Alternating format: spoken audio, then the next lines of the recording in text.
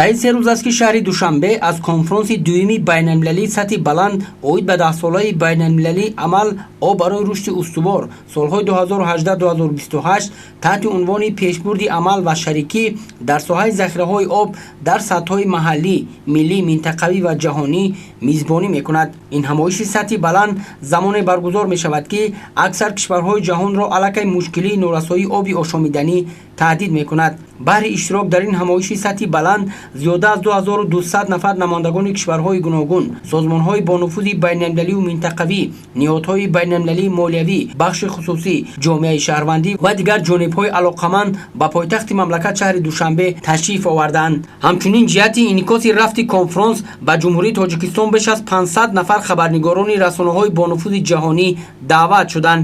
барои ҳар як нафари онҳо дар кохи Сомон шароити хуби корӣ ва истироҳатӣ фароҳам оварда шудааст. аз ҷумла дар ду толори кохи Сомон маркази матбуотӣ бо насби компютерҳои замонавӣ дорои интернети баландсуръат, телефонҳои байналмилалӣ ва иловатан вайфайи баландсуръат муҳайё карда шудааст ки хабарнигорон аз он васеъ истифода намуда истоданд. ҷараёни баргузории ин чорабинии сатҳи баландро дар қатори садҳо рӯзноманигор аз дохили кишвар, ҳамчунин зиёда аз 300 намояндаи воситаи ахбори омма аз хориҷи кишвар инъикос доранд. то имрӯз ҷараёни баргузории конфронси мазкурро як қатор шабакаҳои телевизионии ҷаҳон пахш ва рӯзномаву маҷаллаҳои маъруфи олам нашр карданд. аз ҷумла шабакаи телевизионии BBC Британияи Кабир ки бо 28 забон барнома пахш мекунад, доири ин конфронс гузориши муфассал манзур намуд.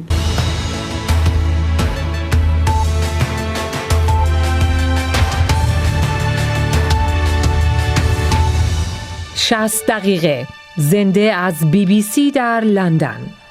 سلام، شبتون بخیر.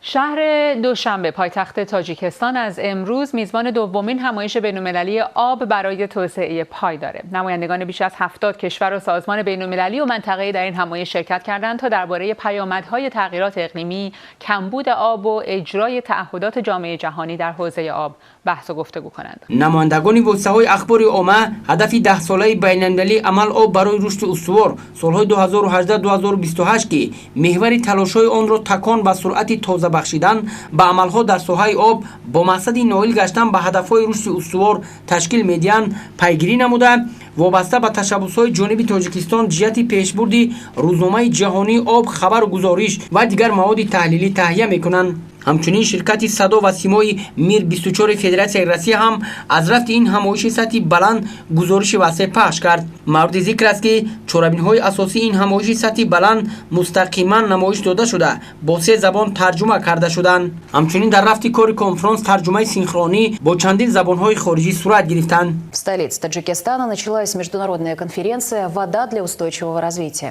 Подробнее расскажет Абубакр Файзулоев. در شماره پنجمی مجله معروف انگلیسی زبان ترندز جمهوری اسلامی ایران مقاله تحت عنوان جمهوری تاجیکستان در تشبس‌های گلوبالی در ساحه آب پیشرفت است به نشر رسید که آن به تشبس‌های گلوبالی اساسگذار صلح و وحدت ملی پیشوای ملت پرزیدنت جمهوری تاجیکستان محترم امامعلی رحمان در ساحه آب بخشیده شده است. در مقاله 4 تشبس گلوبالی پرزیدنت جمهوری تاجیکستان در ساحه آب شرح و توضیح یافته اهمیت بزرگ آنها در حل مشکلات جهانی آب تاکید شده است. در خلاصه مقاله ذکر شده است که تشبس‌های پرزیدنت محترم تاجیکستان در ساحه آب پیش از همه به تحکیم همکاری و تنظیم مناسبت‌ها در این ساحه حیاتاً مهم نگرانده شده نظر نو را در استفاده ذخیره‌های آب در منطقه و جهان تلقین می‌نماید و برای نائل شدن به هدف‌های رشد استوار زمینه پایدار می‌گذارد. کنفرانس مذکور از جانب حکومت جمهوری تاجیکستان در همکاری با سازمان ملل متحد و دیگر شریکان تشکیل گردیده زنجیره مرکزی کنفرانس سازمان ملل متحد